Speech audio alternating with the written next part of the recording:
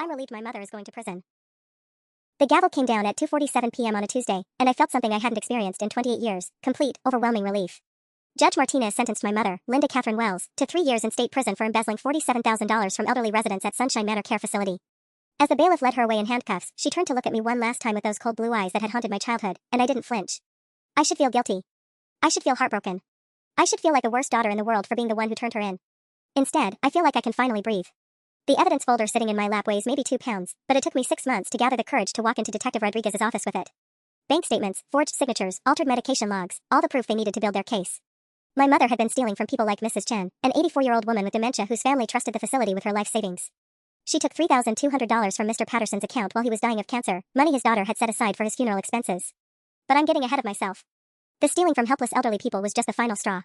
The real story started when I was 8 years old and my father died in a car accident, leaving behind a $50,000 life insurance policy that was supposed to pay for my college education. My mother spent it on a kitchen renovation and a trip to Europe with her boyfriend Derek, a man who lasted exactly 4 months but whose existence justified draining my entire future in her mind. Sarah's so ungrateful, she'd tell my aunts and cousins at family gatherings. I gave up everything for that girl after her father died, and she acts like I owe her something. She was good at playing the victim, better than anyone I've ever known. She'd cry at exactly the right moments, her voice would crack when she talked about how difficult I was, how I was just like my father, apparently not a compliment in her vocabulary. The college fund was just the beginning. When I turned 18 and got my first job at the local grocery store, she convinced me to add her name to my checking account just in case of emergencies. The emergencies turned out to be monthly shopping sprees and dinner dates with whatever man she was seeing. When I tried to remove her access, she told our entire extended family that I was having a breakdown and becoming paranoid and unstable. She sabotaged my first serious relationship when I was 22 by telling my boyfriend Marcus that I was just like my father, mentally unstable and prone to violent outbursts. Marcus broke up with me 3 days later, saying he couldn't handle the drama. I didn't find out what she told him until 2 years later when we ran into each other at a coffee shop and he mentioned being glad I'd gotten help for my anger issues. I'd never had anger issues. I'd never been violent. But my mother's lies were always more convincing than my truth. The worst part wasn't even the money or the relationships. It was the way she made me question my own reality. Gaslighting is a term I didn't learn until I was 25 and finally started therapy, but it perfectly described the fog I'd lived in my entire adult life. Did I really say that? She'd ask with perfect innocence when I'd confront her about something hurtful. Sarah, honey, I think you're remembering it wrong. You know how you get when you're stressed. She had this way of tilting her head and softening her voice that made everyone around us think she was the patient, loving mother dealing with a difficult daughter. When I was 24, I landed a good job at Morrison & Associates, a marketing firm downtown. For the first time in my life, I was making decent money, $42,000 a year, and I thought maybe I could finally start building something for myself. I moved into a small apartment across town, changed my phone number, and didn't tell my mother where I lived. The peace lasted exactly 6 weeks. I came home from work on a Thursday evening to find her sitting on my couch, flipping through a magazine like she owned the place. My landlord, Mr. Kowalski, had let her in after she spun some story about being worried sick because I'd been having episodes and wasn't returning her calls. There you are, sweetheart, she said, not looking up from her magazine. We need to talk about this little rebellion of yours. It's gone on long enough. She'd already been through my mail.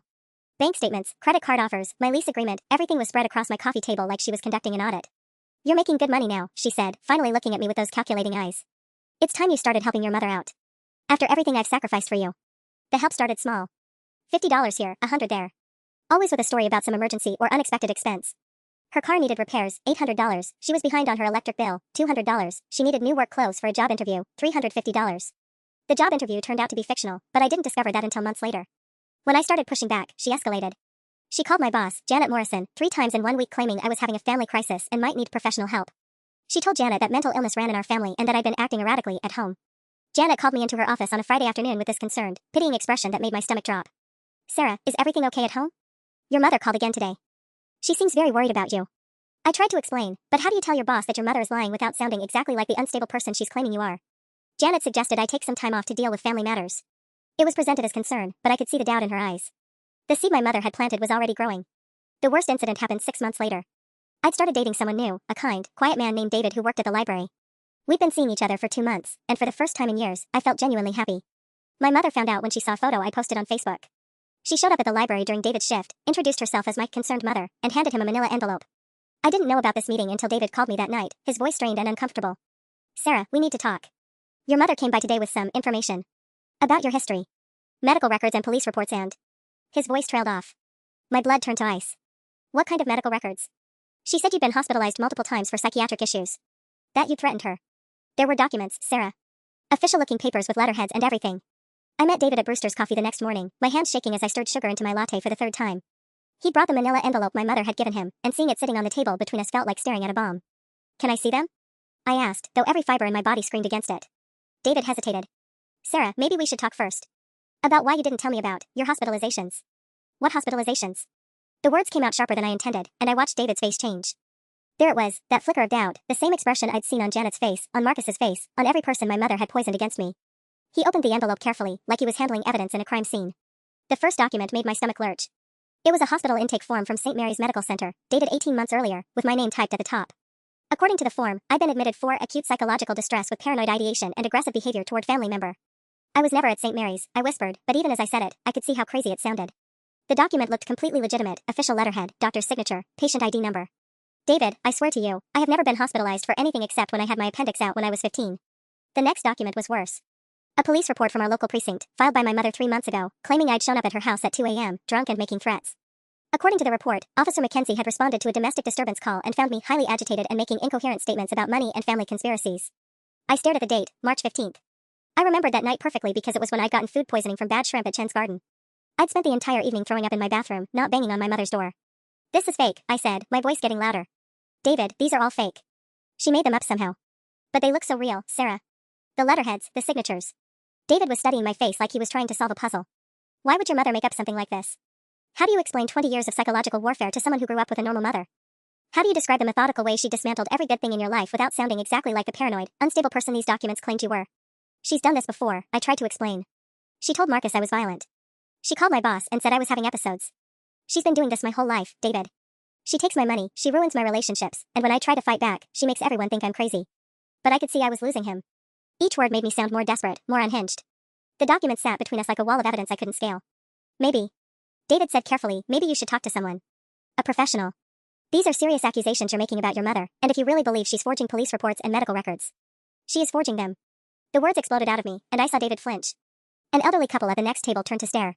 I was becoming the scene she'd painted in those fake reports, the unstable daughter having a breakdown in public. David left 20 minutes later, taking the envelope with him. I think we should take a break, he said gently. Until you get some help. I sat in that coffee shop for 2 hours afterward, staring at the ring of condensation my latte had left on the table and wondering if my mother was right about me after all. That night, I did something I hadn't done in years. I drove to my Aunt Carol's house unannounced. Carol was my father's sister, and she'd always been kind to me as a child, but over the past decade, our relationship had grown distant and strained. I knew my mother had been feeding her stories about my instability, but Carol was the only family member who might still listen. She answered the door in her bathrobe, surprised to see me standing on her porch at 9:30 p.m. Sarah? Honey, what's wrong?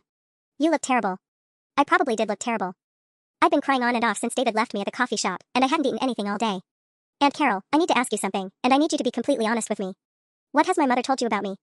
Carol's face immediately shifted into that careful, pitying expression I'd grown to hate. She invited me in and made tea, the whole time watching me like I might have a breakdown at any moment. Your mother loves you very much, Sarah, she started carefully. She's just worried about you. She said you've been having some difficulties with your mental health.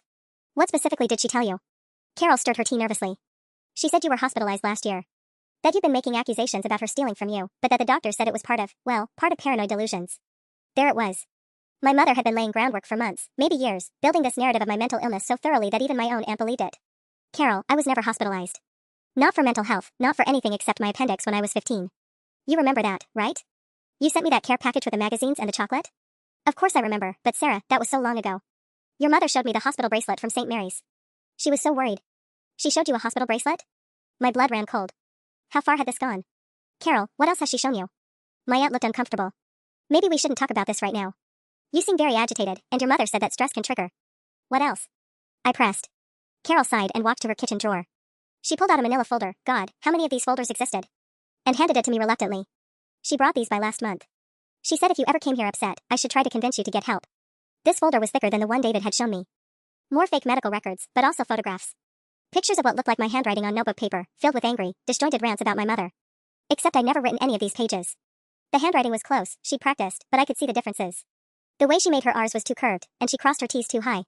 Sarah, honey, Carol said gently, these letters you wrote to your mother, some of the things you said. I flipped through page after page of manufactured evidence. Threatening letters I'd never written, expressing paranoid thoughts I'd never had. One page, supposedly from my journal, described elaborate fantasies about making her pay for what she's done to me. Another talked about everyone being against me and hearing voices that tell me the truth about her. I didn't write these, I said, but my voice sounded weak even to me. Carol, she forged all of this. She's been planning this for I don't know how long. Sweetheart, why would your own mother do something like that? It was the question I couldn't answer in a way that didn't make me sound insane. Because she's a sociopath who's been systematically destroying my life for 20 years? Because she gets some kind of sick satisfaction from controlling me? Because she needs everyone to see her as the long-suffering mother of a troubled daughter? I don't know, I whispered. Carol reached across the table and took my hand. I think you should stay here tonight. Tomorrow, we can call Dr. Peterson. You remember him from when you were little? He's a psychiatrist now. Just to talk. There's no shame in getting help, Sarah. I looked at my aunt's kind, concerned face and realized my mother had won again. Every person who should have been in my corner had been turned against me with carefully crafted lies and manufactured evidence. The truth didn't matter when the fiction was so much more believable. That's when I knew I had to find something real. Something my mother couldn't fake or explain away. If I was going to survive this, I needed proof that would stand up to scrutiny, proof that someone else had discovered, not me. I stayed at Carol's that night, but I didn't sleep. I spent hours staring at the ceiling, planning. The next morning, I called in sick to work and drove to the Sunshine Manor care facility where my mother had worked for the past 3 years. I didn't have a plan beyond sitting in the parking lot and watching, but desperation makes you do things that feel crazy even as you're doing them. I parked across the street behind a cluster of oak trees and waited. At 7:15 a.m., my mother's silver Honda pulled into the employee lot. She looked so normal walking into that building in her scrubs and white sneakers, carrying her lunch bag and coffee thermos like any other healthcare worker. It was impossible to reconcile this ordinary-looking woman with the architect of my personal hell. For 2 weeks, I became a stalker of my own mother's life. I learned her routine: arrive at 7:15, lunch break at noon, evening shift ended at 11 p.m. on Mondays, Wednesdays, and Fridays. She usually stopped at Walgreens on her way home Tuesday nights. She met her current boyfriend, a guy named Rick, for drinks at Murphy's Tavern every Thursday. I felt pathetic crouching behind trees and following her car like some discount private investigator, but I was out of options. Everyone in my life believed her version of reality. I needed to find something, anything, that proved she wasn't the saint she pretended to be. The breakthrough came on a Thursday evening. Instead of going to Murphy's Tavern, she drove to First National Bank on Maple Street. At 6:45 p.m., 15 minutes before closing. I watched from my car as she went inside carrying a manila envelope and a small canvas bag. Banks have security cameras. Banks keep records. Whatever she was doing in there at closing time on a day when she should have been meeting Rick wasn't part of her normal routine. I waited until Friday morning and went into the same bank. The teller was a young woman named Jessica who recognized me from high school. Sarah Martinez. Oh my god, I haven't seen you in forever. How are you? I'm good, Jess. Hey, this might sound weird, but I think my mom might have accidentally deposited a check into the wrong account yesterday. Linda Wells? She was here around closing time? Jessica's expression shifted slightly. Oh, you're Linda's daughter. She talks about you all the time. She's so worried. She caught herself. I mean, I can't really discuss other people's accounts, even family. Right, of course. It's just that she seemed confused when she called me last night. Something about a deposit that didn't go through right. She asked me to check on it, but you know how she gets flustered with banking stuff. It was a weak lie, but Jessica seemed to buy it. She pulled up something on her computer screen and frowned. That is weird. She made 3 deposits yesterday, but one of them was into an account that doesn't match her name or address in our system. The check was made out to. She squinted at the screen. Eleanor Patterson. My heart started pounding. Patterson? Yeah. Weird, right? The account she deposited it into was listed under Linda Wells, but the check was definitely made out to Eleanor Patterson. $847. Probably just a mistake, but our manager flagged it for review. Eleanor Patterson. I knew that name from somewhere, but I couldn't place it. Did she make deposits like this before? Jessica glanced around nervously. I really shouldn't be telling you this, but since you're her daughter and she seems so confused, there have been a few deposits over the past couple months where the names didn't match. Always different names, but always into her account. Mr. Chen, Mrs. Rodriguez, Eleanor Patterson. Our manager has been meaning to call and ask about it. I thanked Jessica and practically ran to my car. In the parking lot, I googled Eleanor Patterson Sunshine Manor on my phone. The obituary came up immediately. Asterisk Eleanor Patterson, age 79, passed away peacefully on October 15th at Sunshine Manor Care Facility. She is survived by her daughter Michelle Patterson Clark of Denver, Colorado. Asterisk. Eleanor Patterson had died 2 weeks ago. But according to Jessica, my mother had deposited a check made out to Eleanor Patterson yesterday. I sat in that bank parking lot for 20 minutes, pieces clicking into place. The manila envelope she'd carried into the bank. The small canvas bag. The timing, always close to closing time when fewer people would be around. For the first time in months, I felt something other than despair. I felt like a hunter who'd finally found a trail. That weekend, I drove to the public library and spent 6 hours researching everything I could find about financial fraud, specifically embezzlement from elderly care patients. The patterns were textbook: small amounts taken regularly, checks deposited into wrong accounts, targeting patients with dementia or no local family. By Sunday evening, I had a notebook full of red flags and a plan that terrified me. Monday morning, I called in sick to work again and positioned myself in the Sunshine Manor parking lot by 6:45 a.m. This time, I wasn't just watching, I was documenting. I had a notebook, a camera with a zoom lens I bought at a pawn shop, and a determination that felt different from the desperate flailing of the past few weeks. This felt focused. Clinical. At 7:18 a.m., my mother's Honda pulled into her usual spot. She sat in the car for a few minutes, checking her phone, then gathered her things and walked into the building. Normal Tuesday routine. But I wasn't watching her anymore. I was watching the building itself, trying to understand the ecosystem she operated in. Over the next hour, I observed the morning shift change, nurses arriving with coffee cups and tired expressions, administrative staff in business casual, a few early visitors carrying flowers and looking anxious. At 8:30, a woman in her 50s emerged from a white Subaru, moving quickly toward the entrance. She looked upset, red eyes, tissue clutched in her hand. I watched her disappear through the automatic doors, then reappear 15 minutes later with a security guard and a woman in a navy blazer who looked like management. Something was happening. I moved closer, parking in the visitor lot and walking toward the building. Through the glass doors, I could see the upset woman gesturing animatedly while the woman in the blazer took notes. The security guard kept glancing toward the hallway that led to the resident rooms. Excuse me, I said to a maintenance worker who was emptying trash cans near the entrance. Is everything okay? That lady seemed really upset. He glanced back at the building. Family member found out someone's been messing with her dad's account. Third time this month. Management's finally taking it seriously. My pulse quickened. What do you mean, messing with his account? Money going missing. Checks getting deposited weird. That lady's dad has dementia, so he can't really explain what happened, but she does his books and caught it when she was balancing his statements. He shook his head. Awful thing, taking advantage of old folks like that. I thanked him and walked back to my car, mind racing. 3 families in 1 month had discovered financial irregularities. That meant my mother was either getting sloppy or getting greedy, probably both. I spent the rest of the morning in the parking lot of the Riverside Public Library, using their computers to research property records, death certificates, and anything else I could find about Sunshine Manor residents. What I discovered made my stomach turn. Over the past 8 months, 12 residents had died. Of those 12, 7 had no local family, just distant relatives in other states who rarely visited. Eleanor Patterson was one of them. So was James Chen, whose name Jessica the bank teller had mentioned. I pulled up James Chen's obituary next. Died September 3rd, survived by a granddaughter in California who hadn't been able to travel for the funeral due to her newborn baby. According to the obituary, James had been a fixture at Sunshine Manor for 3 years, beloved by staff and residents alike. Beloved by staff. Including my mother, who had apparently continued depositing checks in his name for 2 weeks after his death. By noon, I had identified 4 deceased residents whose names had likely been used for fraudulent deposits. But I needed more than theories and coincidences. I needed documentation that would hold up under scrutiny. That's when I remembered David Chen, James's great-nephew who worked at Morrison and Associates 2 floors above my old apartment. I'd met him at the company Christmas party last year, just a few weeks after his great-uncle had died. He'd mentioned how guilty he felt about not visiting the old man more often. David Chen might still have his great-uncle's banking records. And unlike my forged medical documents, bank records were nearly impossible to fake convincingly. I drove back to Morrison and Associates and waited in the parking garage until lunchtime. When David emerged from the elevator at 12:15, I intercepted him near his car. David? Hi, I'm Sarah Martinez. We met at the Christmas party last year? I used to work in marketing downstairs. He looked puzzled but nodded politely. Right, Sarah. How are you? I'm good. Listen, this is going to sound strange, but I need to ask you about your great-uncle James. The one who passed away at Sunshine Manor. David's expression immediately became guarded. What about him? Did your family ever notice anything unusual about his finances before he died? Any irregularities with his accounts? Why are you asking? His voice was sharp now, protective. I took a breath, knowing how this was going to sound. I think someone at Sunshine Manor has been stealing from residents. Including your great-uncle. David stared at me for a long moment. Then, unexpectedly, his shoulders sagged. Jesus Christ. We wondered about that. You did? My aunt in San Francisco, she's been going through his papers. Found some deposits that didn't make sense, checks made out to him that got cashed after he died. We thought maybe the facility was handling end-of-life financial stuff and just hadn't explained it properly. He ran a hand through his hair. How do you know about this? This was the moment where I either told him the truth or lost my only lead.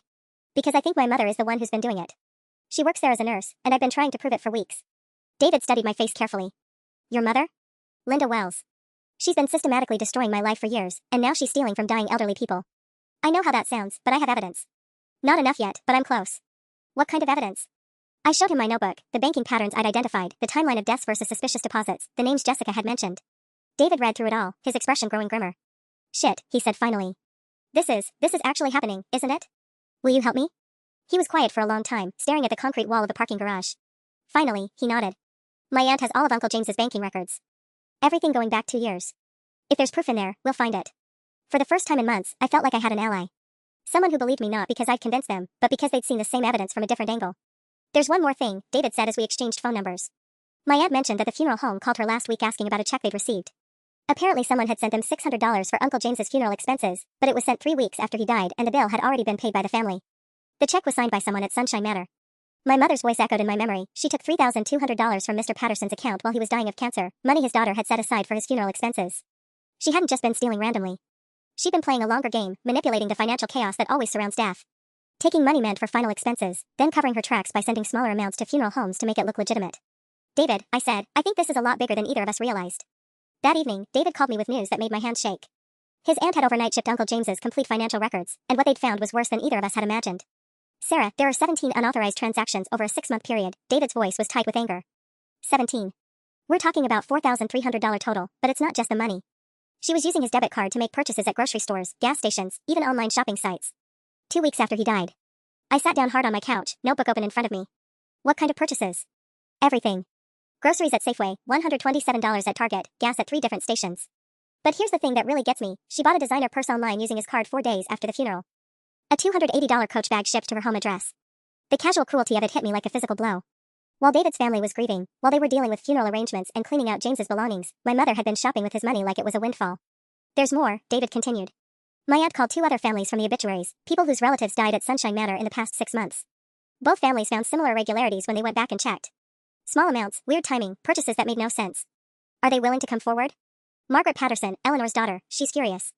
She flew in from Denver this morning and went straight to the facility administrator. Apparently she brought a lawyer. I felt a surge of vindication mixed with terror. This was really happening. The evidence was building, but that meant my mother would soon realize her schemes were unraveling. And when cornered, she'd always been at her most dangerous. David, there's something else I need to tell you. My mother has been building a case that I'm mentally unstable. She's created fake medical records, police reports, even forged letters supposedly written by me. If this investigation starts pointing toward her, she's going to claim I orchestrated everything to frame her. That's insane. How could you possibly forge bank transactions? It doesn't matter what's possible. She spent years convincing everyone that I'm paranoid and delusional. When the police start asking questions, she's going to tell them this is all an elaborate conspiracy theory cooked up by her sick daughter. David was quiet for a moment. Then we need to make sure the evidence is absolutely bulletproof before anyone confronts her. The next morning, I made the hardest decision of my life. I called Detective Maria Rodriguez at the County Financial Crimes Unit and asked for a meeting. Not to accuse my mother, not yet, but to report suspicious activity at Sunshine Manor as a concerned citizen who'd heard troubling rumors. Detective Rodriguez was a compact woman in her 40s with intelligent eyes and the kind of steady presence that made you want to tell the truth. Her office walls were covered with commendations and photos of her family, and she offered me coffee like we were discussing the weather instead of felony theft. Ms. Martinez, what kind of suspicious activity are you referring to? I'd rehearsed this conversation a dozen times, but sitting across from an actual detective made my carefully planned words stick in my throat. I've heard from multiple sources that families are finding financial irregularities with deceased residents. Money missing after death, unauthorized transactions, that kind of thing. What sources? Friends of friends, mostly. People talking at the grocery store, you know how these things spread. The lie felt transparent, but Detective Rodriguez just nodded and took notes. Have any of these families filed official complaints? I think Margaret Patterson might be working with a lawyer. Her mother Eleanor died there last month. Detective Rodriguez's pen stopped moving. Patterson. We actually received a call from an attorney yesterday about that case. Looks like there might be something worth investigating. She leaned back in her chair, studying me carefully. Ms. Martinez, is there anything else you think I should know? Any reason you're particularly concerned about this facility? This was the moment. I could mention my mother's name, start the process that would either vindicate me or destroy what was left of my life. But looking at Detective Rodriguez's patient expression, I realized I wasn't ready yet. Just seems like someone should look into it, I said finally. Before more families get hurt. As I left the police station, my phone buzzed with a text from my mother. Asterisk, haven't heard from you lately, sweetheart. Let's have dinner this week. We need to talk, asterisk. She knew. Somehow, she already knew. That text message felt like ice water in my veins. My mother had an uncanny ability to sense when her carefully constructed world was shifting, and something had triggered her radar. Maybe it was Margaret Patterson's lawyer making noise, or maybe she'd noticed unusual attention from facility administrators. Either way, her sudden desire for a mother-daughter dinner meant she was going into damage control mode. I stared at the message for 10 minutes in the police station parking lot before responding. Asterisk, been really busy with work lately. Maybe next week, asterisk. Her reply came back within seconds. Asterisk, tonight works better for me, Sarah.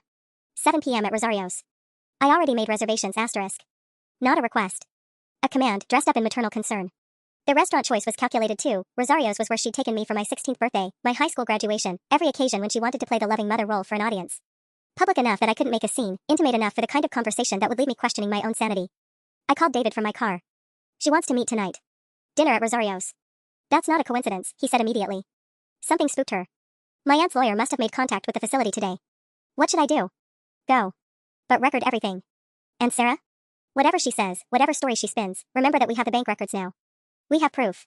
I spent the afternoon at Best by purchasing the smallest digital recorder I could find, a device no bigger than a thumb drive that I could clip inside my jacket pocket. The 19-year-old sales clerk explained how to use the voice activation feature, probably wondering why a woman my age looked so nervous about buying basic electronics. By 6:45 p.m., I was sitting in my car outside Rosario's, watching my mother through the window. She'd arrived early and chosen our usual table by the window, positioning herself where she could see everyone who entered. She was wearing her navy blue dress, the one that made her look professional and maternal, perfect for conveying the image of a concerned mother dealing with a troubled daughter. The hostess seated me with a kind of sympathetic smile that meant my mother had already set the stage during her wait. Your mom was just telling me how proud she is of you, honey. It's so nice when families make time for each other. Sarah, sweetheart. My mother stood to hug me, and I caught a whiff of her familiar perfume mixed with something sharper, stress sweat, maybe, or fear. You look tired. Are you eating enough? The concern was performative, designed for the hostess and nearby diners who might overhear. I sat down and activated the recorder with a subtle press through my jacket fabric. I'm fine, Mom. Just work stress. She ordered wine for both of us without asking what I wanted, then launched into her routine of discussing my childhood with loud nostalgia. Remember when you were 8 and wanted to be a veterinarian? You used to bring home every stray cat in the neighborhood. Her laugh was bright and maternal, carrying just far enough to reach the next table. But her eyes were cold and calculating, studying my face for tells. This was reconnaissance disguised as reminiscence. 20 minutes of small talk later, after the server had taken our order and moved away, my mother's expression shifted. The performance fell away like a mask, and I was looking at the woman who'd systematically dismantled my life for 2 decades. We have a problem, Sarah, she said quietly, leaning forward. Someone's been spreading lies about me at work. Serious lies that could ruin my career and put me in legal trouble. Her voice carried wounded innocence, but I caught the thread underneath. She was giving me a chance to confess, to admit I'd been talking to people, asking questions. What kind of lies? I asked, keeping my voice steady despite my racing heart. The kind that sound exactly like the paranoid stories you've been telling people about me for years. Her words hung in the air between us like smoke. I could feel the recorder warm against my ribs, capturing every syllable of what was essentially a confession wrapped in accusation. I don't know what you mean, I said, cutting into my chicken parmesan with hands that barely trembled. What paranoid stories? She smiled then, the kind of cold expression that never reached her eyes. Oh, sweetheart. Do you really think I don't know about your little investigation? David Chen called the facility today asking questions about his uncle's accounts. Margaret Patterson's lawyer has been making quite a fuss. And somehow, Detective Rodriguez seems to know exactly which families to contact. My blood turned to ice. She knew about Detective Rodriguez. Which meant she knew I'd been to the police station. Sarah, she continued, her voice dropping to barely above a whisper, I need you to understand something very clearly. When this investigation concludes, and it will conclude, the evidence is going to point to someone with access to resident information, someone with a history of financial desperation and mental instability, someone who has been making wild accusations about theft for months. The threat was crystal clear, but she was delivering it with the patient tone of a mother explaining consequences to a wayward child. Around us, other diners continued their conversations, completely unaware they were witnessing a calculated dismantling. The beautiful thing about paranoid delusions, she said, taking a sip of her wine, is that they make people do increasingly erratic things. Like stalking their own mothers. Like befriending random coworkers to build conspiracy theories. Like walking into police stations with elaborate stories about embezzlement schemes. She reached into her purse and pulled out a manila envelope, another one of her evidence packages. My stomach lurched as she slid it across the table. I've been documenting your deteriorating mental state for months now, sweetheart. Ever since you started showing up at my workplace, following me to banks, harassing my coworkers with questions about patient finances. She opened the envelope just enough for me to see photographs inside. Pictures of me sitting in the Sunshine Manor parking lot, talking to David Chen in the Morrison and Associates garage, walking into the police station yesterday morning. You've been having me followed, I said, my voice barely functional. I've been protecting myself from my increasingly unstable daughter. The daughter who forged her dead great-uncle's signature on checks. Who used her position at Morrison and Associates to access employee information about David Chen. Who manipulated a grieving family into believing their loved one was a victim of theft. Each accusation hit like a physical blow because I could see exactly how she'd sell the story. Every piece of legitimate evidence I'd gathered could be twisted into proof of my elaborate fraud. Every conversation I'd had could be reframed as manipulation. The really tragic part, she continued, is that you've involved innocent people in your delusions. David Chen, Detective Rodriguez, the Patterson family, they're all going to feel terrible when they realize they were manipulated by someone having a psychological break. I thought about the bank records, about Jessica the teller confirming the suspicious deposits, about the 17 unauthorized transactions on James Chen's account. The evidence. What evidence, Sarah? Bank records that show someone with your name made inquiries about accounts belonging to deceased residents? Digital transactions that could have been initiated by anyone with access to patient information? Witnesses who will testify that you approached them with theories about embezzlement. She was right, and that realization hit me like falling off a cliff. Every step I'd taken to build a case against her could be reconstructed as proof of my own guilt. She'd spent months preparing for this moment, documenting my investigation as evidence of my crime. Mom, I whispered, why are you doing this to me? For just a moment, her mask slipped completely, and I saw something raw and honest in her expression. Because I can, sweetheart. Because I've always been smarter than you, and because you never learned to leave well enough alone. The recorder was still running, capturing every word of her confession disguised as a threat. But as I sat there looking at her cold smile, I realized she probably knew about that too. She reached across the table and touched my hand with false tenderness. You're recording this conversation, aren't you, Sarah? My heart stopped. The recorder felt like it was burning against my ribs, and I fought the urge to touch my jacket pocket. What? The little device you bought at Best Buy this afternoon. Kyle Morrison, you remember Kyle from high school? He works there now. Saw you buying surveillance equipment and thought it was odd enough to mention when I ran into his mother at the pharmacy. She squeezed my hand tighter. It's okay, sweetheart. Record away. In fact, let me make sure you get this part clearly. She leaned closer, her voice carrying perfectly to the device. Sarah, I'm very concerned about your mental state. You've been following me, making wild accusations, and now you're secretly recording our family dinner. I think you need professional help, and I'm going to call Dr. Peterson tomorrow to discuss having you evaluated. Every word was calculated for the recording, building her case that I was the unstable daughter surveilling her worried mother. But she wasn't done. Detective Rodriguez called me this afternoon, she said, returning to her normal volume. Apparently someone's been feeding her information about Sunshine Manor, and she wanted to know if I'd noticed any unusual behavior from residents or family members. I told her the truth, that my own daughter has been acting erratically, asking strange questions about patient finances, and showing signs of the same mental illness that took her father. Dad wasn't mentally ill, I said automatically. Wasn't he? She tilted her head with that familiar gesture of false concern. The insurance investigation after his accident found some very interesting things, Sarah. Did you know he'd been embezzling money from his construction company for months before he died? Small amounts at first, then larger ones. The stress of almost being caught is probably what caused him to lose control of his car that night. The restaurant seemed to tilt around me. That's not true. The police report is public record, sweetheart. I just never told you because I wanted to protect his memory. But Detective Rodriguez might want to know about hereditary patterns of financial crime and mental instability. She dabbed at her eyes with her napkin, the perfect picture of a mother forced to reveal painful family secrets. You're lying, I whispered, but even as I said it, doubt crept in. Had there been things about Dad's death that didn't make sense? Conversations that stopped when I entered rooms? The way Mom had always deflected questions about the accident? I have documentation, she said gently. Police reports, insurance investigations, even some of the forged checks with your father's signature. I've kept it all these years, hoping I'd never need it. But if my daughter is following in his footsteps, she was building a narrative that would destroy not just me, but my father's memory. Creating a family history of mental illness and financial crime that would explain away any evidence I'd gathered.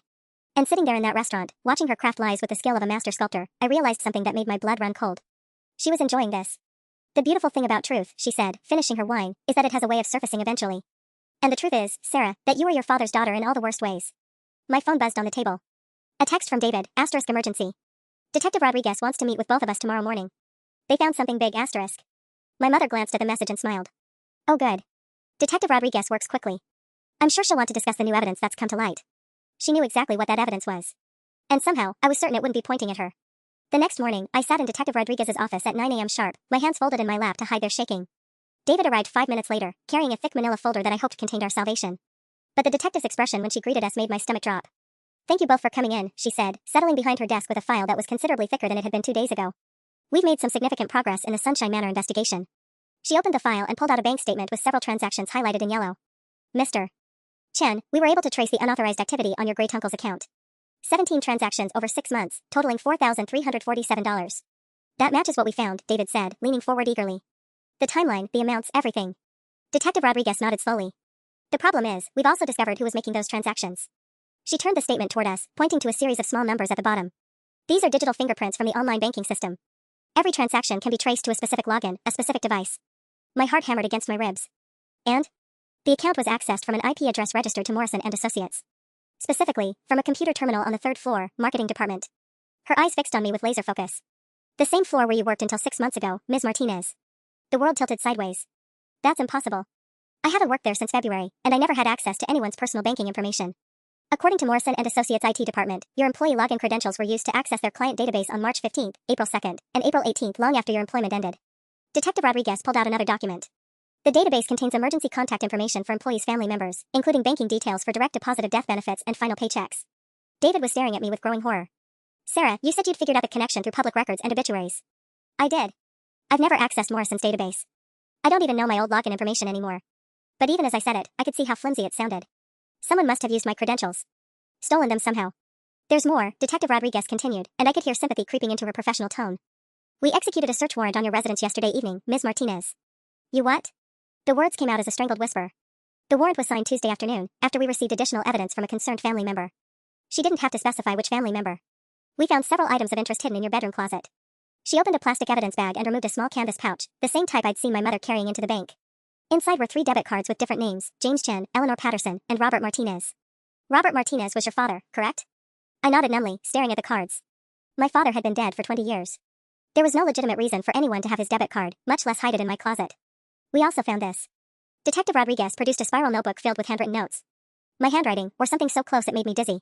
Pages of financial calculations, lists of Sunshine Manor residents, and detailed plans for accessing their accounts after death. I didn't write this, I said, but my voice sounded weak and desperate even to my own ears. Detective Rodriguez, someone is framing me.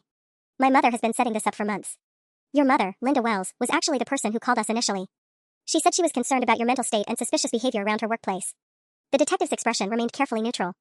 She provided us with documentation of your harassment, including photographs of you surveilling the facility and following her to various locations.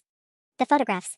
The same ones my mother had shown me at dinner, now recontextualized as evidence of my criminal behavior rather than proof of her manipulation. Ms. Martinez, Detective Rodriguez said gently, is there anything you'd like to tell us? Any explanation for how these items ended up in your possession?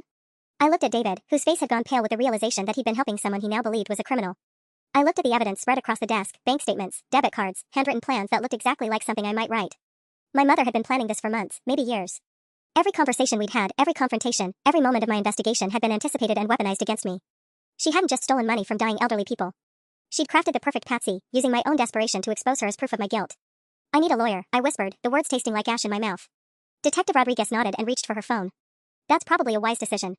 The public defender assigned to my case was a tired-looking woman named Rebecca Kim who met with me in a sterile conference room that smelled like disinfectant and despair. She spread my case file across the scratched table with the resigned efficiency of someone who'd seen this story too many times before. Sarah, I'm going to be direct with you, she said, adjusting her wire-rimmed glasses. The evidence against you is substantial. Bank records, digital fingerprints, physical evidence found in your home. The prosecution has built a solid case. But it's all fake, I insisted for the 100th time. My mother planted everything. She's been setting me up for months. Rebecca flipped through police reports and witness statements. Your mother provided extensive documentation of concerning behavior dating back over a year. Hospital visits, erratic phone calls to your workplace, following her to various locations. She even has recordings of voicemails you left threatening to make her pay for what she'd done to you. My blood ran cold. What voicemails? I never left her threatening messages. They're in evidence. Your voice, your phone number, timestamped over several months.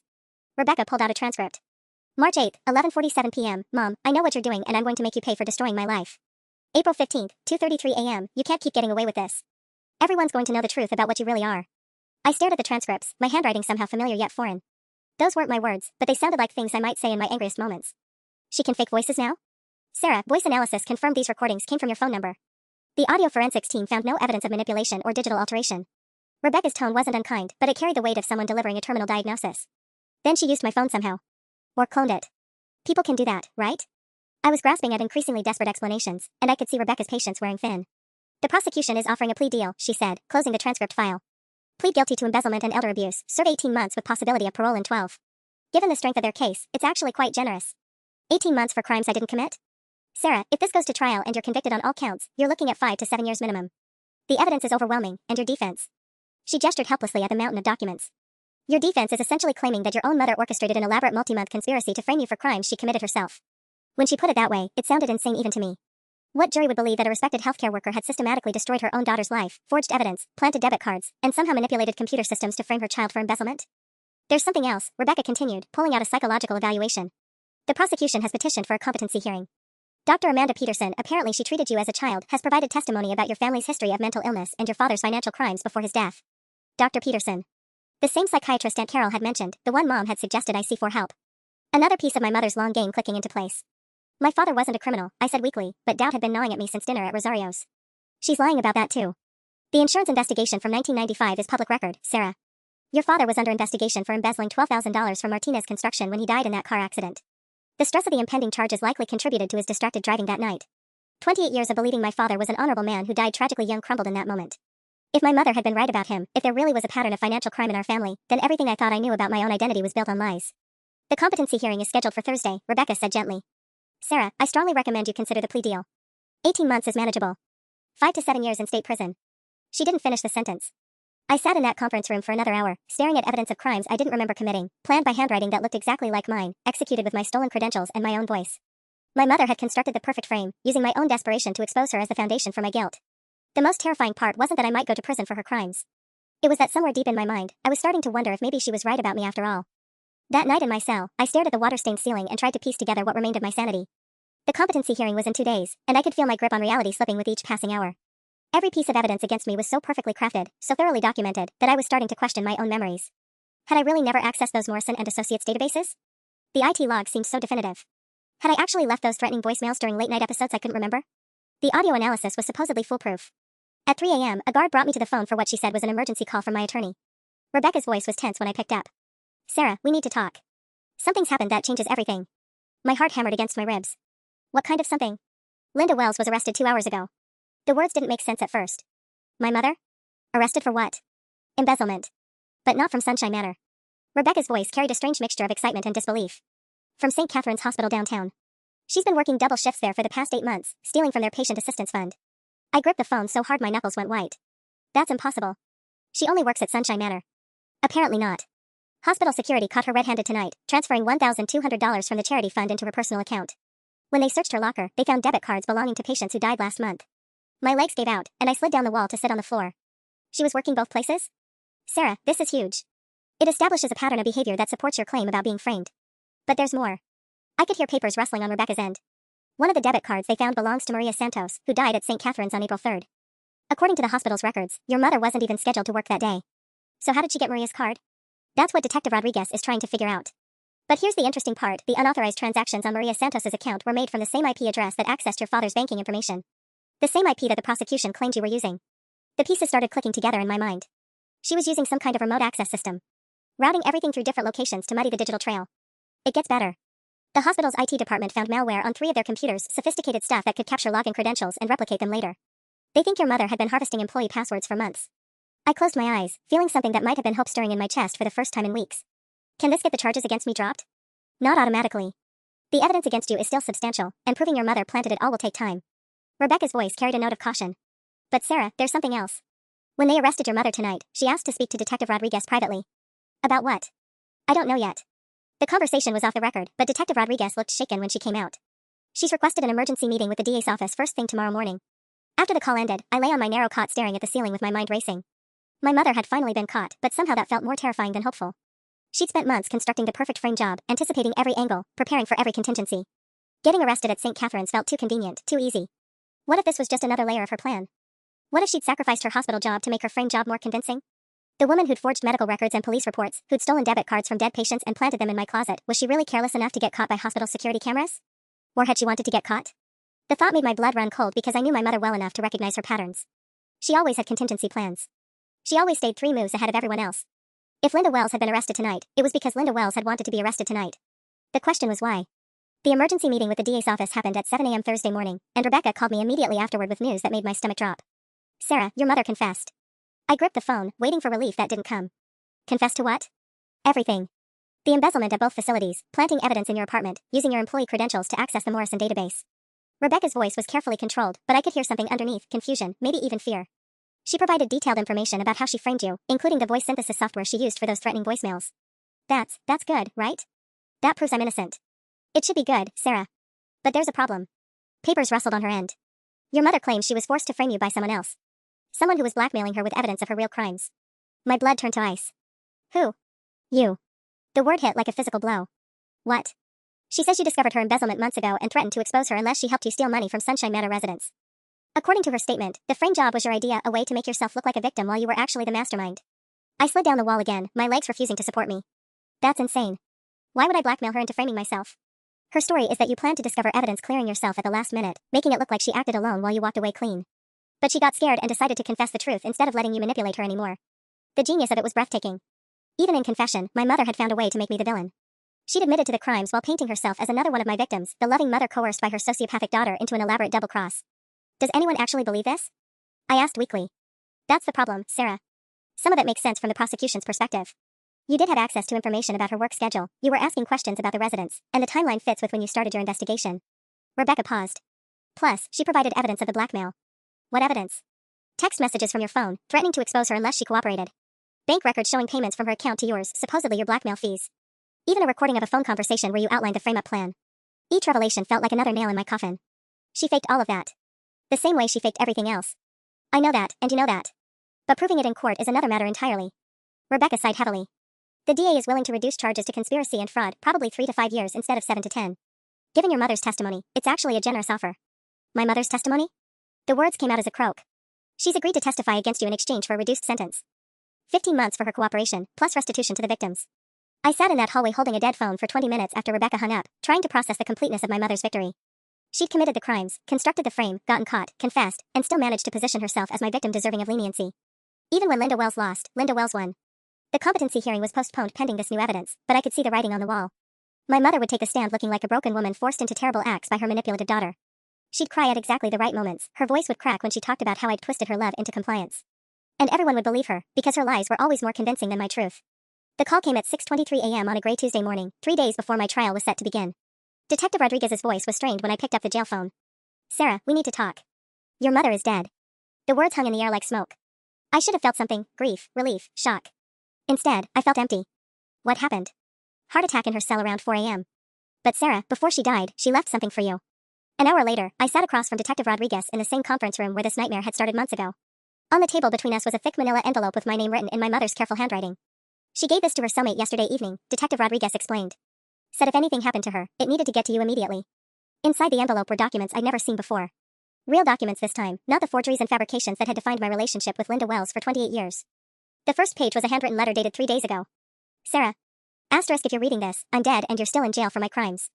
I can't let that be my final legacy, asterisk. Asterisk everything I told the police about you blackmailing me was a lie. You never blackmailed anyone. You never knew about my crimes until you figured it out on your own, and even then, you tried to do the right thing, asterisk. Asterisk the truth is, I've been stealing from patients for 3 years. The truth is, I destroyed your college fund out of spite when you were 8 because I was jealous of the love your father had for you. The truth is, I spent 20 years systematically destroying your life because I needed you to be broken so I could feel powerful, asterisk. Asterisk you were never mentally ill. You were never unstable. You were just a daughter trying to love a mother who was incapable of love, asterisk. The letter was 4 pages long, detailing every lie she'd told, every piece of evidence she'd planted, every manipulation she'd used to turn my family against me. But more than that, it was a complete confession that cleared my name. The rest of the envelope contained the real evidence, bank records showing her actual theft patterns, the software she'd used to fake my voice on those threatening voicemails, even photographs of her planting the debit cards in my closet while I was at work. She documented everything, Detective Rodriguez said quietly. Every step of framing you, every lie she told, every piece of evidence she manufactured. It's all here. I stared at the papers, my hands shaking. Why now? Why tell the truth now? There's something else. Detective Rodriguez pulled out a medical file. Your mother had been seeing a cardiologist for months. Advanced heart disease. The doctor told her 3 weeks ago that she had maybe 6 months to live, probably less. The timeline clicked into place. She'd confessed to her crimes and tried to frame me one last time, knowing she was dying anyway. But in her final days, something had changed.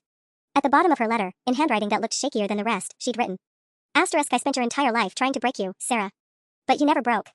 You kept looking for the truth even when everyone told you that you were crazy. You kept fighting even when I made fighting impossible, asterisk. Asterisk, I'm tired of being the monster in your story. I'm tired of being the monster in my own story, asterisk. Asterisk, you're free now. Finally, truly free, asterisk. I'm sorry isn't enough, but it's all I have left. Mom. 2 hours later, all charges against me were dropped. By noon, I was walking out of the county jail into afternoon sunlight that felt like a miracle. David Chen was waiting for me at the gate, along with Aunt Carol and 3 other family members who'd driven down from Portland. Real smiles this time, not the pitying expressions I'd grown accustomed to. Sarah, Aunt Carol said, wrapping me in a hug that smelled like lavender and redemption, I'm so sorry. We should have listened. We should have believed you. 6 months later, I testified before a grand jury investigating systemic fraud at elder care facilities. The Linda Wells case led to policy changes that protected both patients and employees from the kind of manipulation she'd perfected. I started therapy with Dr. Jennifer Martinez, no relation, who specialized in helping victims of long-term psychological abuse. For the first time in my life, I was talking to someone who believed my version of events without needing documentation or proof. Last month, I got a job at Peterson and Associates downtown, a fresh start with people who knew nothing about Linda Wells or the daughter she'd spent decades trying to destroy. I think about her sometimes, usually late at night when the world is quiet enough for complicated emotions. I don't forgive her for the 20 years of psychological warfare, for the college fund, for Marcus and David and all the relationships she poisoned. But I'm grateful for that final letter. Not because it freed me legally, I would have found another way to prove my innocence eventually. I'm grateful because for the first and last time in her life, Linda Wells told me the truth. She was right about one thing, I never broke. And now, finally, I'm free.